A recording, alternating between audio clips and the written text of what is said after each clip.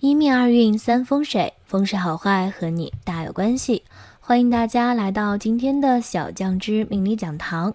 今天小酱汁主要给大家讲讲生命线，看你是否健康长寿。这个世界上没有偶然，有的也只是必然。无论多么微小的邂逅，都必定会影响未来的命运。这些缔结的缘分都会以掌纹的形式在你的手中一一呈现。手掌的纹路既是一种记录，也是一种预示。尤其是手掌中的生命线，不仅是表现寿命长短、健康状态，有无病难及突发事故的部位，同时也是要做好预防灾厄和进步的部位。那什么是生命线？不同的生命线命运如何？接下来小酱汁带酱友们具体了解一下。什么是生命线？生命线是西洋手相学的叫法，中国手相学叫地纹，是人体手掌三大主线之一，起于食指指根线与拇指根线中点，为正位和巽位的分界线，包绕整个大鱼际，呈圆弧形抛物线延伸向手腕横纹。不同的生命线命运如何？生命线的长短。生命线如果长长的，并且深刻鲜明，说明你的性格很开朗，精力很旺盛，身体属于比较健康，很少去医院的类型。不过你虽然先天身体状况很好，但手纹是可以改变的。如果你整天熬夜、胡吃海喝，肆无忌惮地挥霍自己的健康，那么你的抵抗力就会慢慢减低，失眠脱发的问题就开始困扰你哦。如果你的生命线比较短，说明你的身体状况可能不是很好，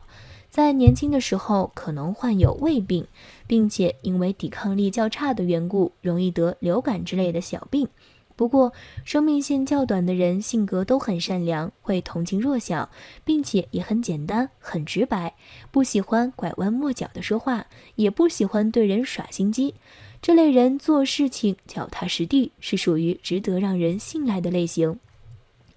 生命线的深浅。前面有讲过，生命线颜色深刻鲜明的人，身体状况会比较好一些，并且这类人心胸开阔，不会因为一点小事就斤斤计较，同时他们的抗压能力和适应能力都非常强。生命线的纹路如果很浅很细，代表这类人的身体素质相对差一些。不过只要保持健康的饮食和规律的作息，还是可以把身体状况调节过来。另外，纹路浅细的人性格会比较的内向，胆子会小一些，自制力相对也会差一点。有两条生命线。多数人都只拥有一条生命线，拥有两条生命线的人非常的少。但是如果你在此列，就说明你的生命力非常的强，身体抵抗力和自我恢复能力都特别厉害，所以你是属于不容易生病，即使不小心生病也会很快恢复健康的那类人。另外，拥有两条生命线的人事业发展会比较顺利，即使遇到难题也能够迎刃而解，名利双收应该不是太大的问题。生命线上有小横线穿过。如果生命线上有短横线横过，说明你可能会突然患上疾病，建议你时时刻刻注意自己的身体状况，经常去体检，做到早发现早治疗。另外，这也说明你的运气会遭遇非常低迷的时刻，这时你要做的是多行善事，并且默默充实自己，记住教训，做到自我反省，这样你的运势才会慢慢得到改善。生命线出现中断。手相学中，生命线有明显中断是不吉之兆，这代表你在某个阶段会生病或者发生意外的可能性非常大。如果间隔很大，代表疾病不容易痊愈。如果生命线中断，但在左侧或者右侧有一条小线并行，则代表你虽然会遇到灾厄，但能够逢凶化吉，即使生病，最终也能够康复痊愈。如果生命线有中断，但出现重叠，则意味着即使身患恶疾，最终也会康复。重叠的长度代表康复的时间，重叠的部分越短，代表康复越快。生命线断断续续。生命线如果不是一条完整的实线，而是出现断断续续的情况，就说明你的身体抵抗力比较差。平时容易生病，而且容易产生疲惫和焦虑感。不过，出现这种情况，只要你平时多锻炼，保持良好的作息和饮食习惯，并且懂得舒缓压力和自我调节，那么你的身体情况会逐渐得到改善。7. 生命线主线上有分叉。生命线上如果出现向上的分叉，说明你的性格乐观阳光，做事情积极努力，因为求知欲强，懂得自我提升，日后很有可能成为行业所在的佼佼者，名利双收。如果在生命线上出现多条向上延伸的小支线，这些小支线又被称为希望线。有这类纹路，说明你有着远大的抱负，野心很重，未来不可限量。但这种希望线数量一定不能过多，如果数量太多，说明你的行动力不足，经常3分钟热度，为人有些好高骛远，不切合实际，最终很有可能空有抱负，却郁郁不得志。生命线下端如果出现非常明显清晰的向下分叉，则代表你中晚年日子可能会过得不太安定，会经常处在奔波忙碌之中。不过若你在年轻的时候可以去大城市或者异地发展，很可能会取得成就，这样中晚年的日子会得到改善。另外，这种分叉的出现也提醒你要小心自己的婚姻状况，你的婚姻生活可能会出现问题，并且分叉越大，问题越严重。小酱汁提醒，分叉一定要清晰深刻才算数，如果是浅浅的一条，并不能说明什么。如果你的生命线有分叉，而且分叉线延长到月丘的位置，则代表你的生命力虽然很顽强，但女性容易得妇科类疾病，男性容易前列腺方面出现问题。8. 生命线有交叉纹。生命线如果末端出现交叉纹，则代表婚姻生活可能不太幸福，中年时期容易发生婚变，而且晚年子女会因为各种各样的理由无法留在身边尽孝，晚年容易感觉到很寂寞。如果你生命线出现这类交叉纹，建议你婚后多花些时间在家庭关系的经营上，多花精力在另一半身上。生命线如果起端出现交叉纹，则代表年幼时身体瘦弱，容易生病，学业也容易遭遇波折，青年时期会受到小人干扰，想要成就大业，就要付出比其他人多几倍的努力才可以。9. 智慧线和生命线相交。智慧线和生命线相交，代表这类人智商很高，头脑清晰，只要肯努力，事业上会有不错的发展。在感情方面很理智，很强势，很挑剔，容易错过良缘。不过这类人对爱人忠诚，不仅很懂另一半的心思，也懂得自我反省，是不错的恋爱对象。10. 感情线、智慧线、生命线全部相接。若3条线全部交汇，代表这类人在感情中属于比较弱势的一方，喜欢胡思乱想，没有主见，很容易被人左右。若早婚会得到恋人的庇佑，晚婚往往会将就。娃娃的手、学生的手、上班族的手、老年人的手都是不同的，有时我们只看一个人的手就能知道他大概是什么年龄。很多明星把脸画得十分精致，然而手就暴露了他们的年龄。相学中也有能通过手纹判断一个人寿命的方法。下面我们看一下从10岁到100岁的手纹都是什么样的。1. 10岁左右，10岁左右的健康儿童，手掌是红润的，掌上1、2、3线清晰，食指皮肉相裹，关节不突出，乾、坎、艮、震、巽、离、坤。对八卦部位没有某一部位的特别隆起或者塌陷，手掌上的八卦部位分不见下图。但是由于性的发育尚不成熟，所以大鱼际往往高于小鱼际，同时拇指根部的褶纹呈锁链状，古人称之孔目状，掌上没有青筋暴露。如果孩子出现这些掌纹特征，表示这个孩子很健康。20左右，20岁的人身体内脏的发育基本成熟了，这时手掌上的1、2、3线随着身体的发育变得深而且长，手掌色泽红白匀称，食指圆润有力，拇指根部的褶纹伸长，由于性腺的成熟，体内出现性激素的正常分泌，所以大鱼际和小鱼际都相对比其他部位隆起。而且这两个鱼际的高度遥遥相对，八卦的各部位也开始丰满起来了，骨肉相裹而均匀，手掌上没有青筋显露的现象，这些表示是健康的年轻人。30左右，30岁的手掌和掌纹较10岁、20岁的掌纹相比，手部显得更加有力度，八卦各丘的平稳对称更加明显，食指的指节褶纹色泽开始变深。1、2、3线更加清晰而深长，但是由于30岁的人脑力和体力劳动的增加，使得手掌上开始出现由于微循环不畅导致的红白色斑点，特别是拇指根部的褶纹开始出现断裂、分支的现象，拇指的根部关节开始变大、隆起。由于接触社会所产生的精神压力，现在很多人刚进入30岁的中年阶段，手掌的掌纹上就过早地出现青斑，这表示微循环出现不畅，其实已经开始有心血管疾病的前兆了。而很多人还仗着年轻力壮，继续喝酒啊、吃肉啊，快乐无比呀，殊不知疾病开始降临了。40岁左右，40岁的手掌开始出现老化的改变，首先是掌色上的变化，手掌不再均匀的红润，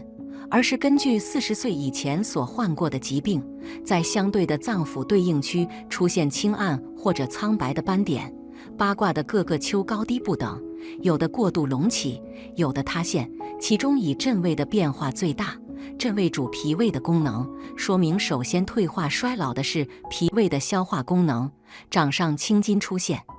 拇指根部的褶纹变化也很多，往往伴有青筋。1、2、3条主线上多有6线切过。可是，在40岁以后，很多人还是继续沉湎在喝酒啊、吃肉啊，快乐无比啊，全然不知生命之车在喝酒吃肉的快乐中，正在加大马力地驶向衰老。50岁，人进入50岁，衰老开始正式显现了。所以掌纹的变化和青壮年时完全不同。首先是色泽的变化很大，掌上青红白色夹杂，手掌变得僵硬。同时由于50岁以后，性激素的分泌出现衰退，导致了大鱼际明显高于小鱼际，尤其是艮位的隆起非常突出，八卦各丘也不再均匀的对称而起，而是根据这一生所患的疾病发生变化，有的隆起，有的塌陷，掌部出现越来越发暗的斑块，特别是拇指根部的褶纹变得杂乱，青筋显露，拇指关节隆起的更明显，掌上各种异常纹理增多、杂乱。1、2、3线上出现米字状纹、方格形样纹，或者被6线切断。如果这个时候继续无节制的喝酒啊、吃肉啊，放肆的快乐呀，那么就要进入疾病缠身的阶段了。60岁，60岁的手掌如果与40岁、50岁时候的手掌相比，苍老的表象是非常明显的。手掌失去红润，掌面显得青黄而干枯，无光泽，皮肤粗糙，指节周围的皮肉不相包裹，八卦各部位高低不匀，掌上出现色素沉着斑块，手掌僵硬，食指活动不便，各指节之间的脂肪肌肉不相称，使指节看上去粗细不均。在指节上出现像老竹节样的改变，就是在10个手指的指关节之间的皮肤上出现大量的深粗的竖着走向的皮肤皱褶纹。拇指指节根部的纹变得僵化，而且有色素沉淀，震位和艮位之间出现深深的隔离线样的皱褶纹。3线的变化最大，或者中断，或者突然向小鱼际扩大。掌纹上主要是米字状纹、三角形样纹、岛形样纹，大鱼际也明显高于小鱼际，这是因为肾气已衰，使得小鱼际皮下的肌肉和脂肪出现萎缩所致。70岁，人生70古来稀。下面我们要讨论的是进入古来稀之年的老人的掌纹特点。从中去寻求和总结长寿的规律。70岁后，心理上首先出现对衰老的恐惧，由于出现精神减退、体力转衰，再也不想面对清水明镜看自己的容貌了，因为他已经失去了昔日的光辉。古人认为脾为后天之本，承担着吸收、运送人体从饮食中获得的水谷精华之气到五脏六腑、四肢百脉、骨骼肌肉的功能。如果脾气虚弱了，人体的生命活动就受到影响。而70岁的生理性衰老是脾气的衰退导致的，最典型的体现就是全身的皮肤出现憔悴不堪，自己都羞于照镜子了。这种感觉器官的衰老还表现为耳聋眼花，个别人眼睛的晶状体还可变得浑浊，影响光线通过，造成视力障碍，这就是老年性白内障。这时人的瞳孔开始变小，对光反应不灵敏。80岁时，眼睛已经看不分明，耳朵已经听不清楚，以前说过的话、做过的事，很快就记不得了，只好辞去官职，回到故乡。快乐的心态越来越少了，变得忧心忡忡的。这个时候，生理性衰老的脏器是肺，呼吸系统的衰老首先表现为呼吸面积减少，肺活量及肺储备能力降低，动脉血氧含量降低。其次表现在支气管黏膜萎缩，粘液细胞功能下降，帮助痰液向外运动的纤毛减少。因此，老年人易发生呼吸道感染及老年性肺炎。传统的中医认为，人的神识是靠肺气的推动而伴随在血液中运行着，统领着我们的思维活动。80岁时，魂魄有时会脱离肺气的统领，自动下岗，导致思维活动出现中断或者混乱，所以常常讲错话。写到这里，我暗暗地叹了一口气。古人认为出现气管炎的年龄应该是在80岁，可是现代很多人在50岁以后就开始出现反复支气管感染了。人类的身体素质退化得如此之快呀！90岁时，更是一天比一天憔悴，一月比一月衰老，力不从心，说话常常出错，甚至连子孙也辨认不清了。感念平生，不免心中悲伤。这时生理性的衰老体现在肾气枯竭了。中医认为肾为先天之本，肾气是在父母交接受孕之时进入受精卵内，开始起到统领人体一生的发育成长的作用。气血运行、生老病死都和肾气的盛衰密不可分。90岁时，这种先天之气开始枯竭，五脏百脉得不到肾气的濡养，都开始空虚了。人的心里开始为接受死亡做准备了。100岁，到了100岁的时候，周身各处接连不断地出毛病，视力模糊，眼睛浑浊，口水会不受控制地淌出来，呼吸急促，转身困难，躺在床上怎么都觉得褥子铺垫得不舒服。这时的神气由于五脏的空虚而无处所依附，人就剩下一副躯骸了，在无神无欲的状态下接受寿命的终结。其实人过100岁不是梦想，中医称之为药王的孙思邈高寿101岁，他在100岁之时仍然能够为民看病，留下了很多医案和故事。我也见过很多100岁的老人，他们都仙风道骨，活得淡泊坦然，真正是返老还童啊。这些100岁以上的寿者手图确实出现了返老还童的掌纹现象，他们的手掌皮肤更加细腻，手掌上没有杂乱的纹理。1、2、3线伸长匀称，掌色红黄，没有青暗的色素沉淀斑，各个指节丰满匀称，不露指缝，大小鱼际对称，八卦各部位相称，坎位非但没有凹陷，反而隆起，肾气足也，肾位亦隆起，脾胃气不虚也。好了，今天的分享到这里就结束了，希望大家能够喜欢，记得给小酱汁点点关注和小铃铛。小酱汁会继续给大家分享更多有趣的命理内容，我们下期再见。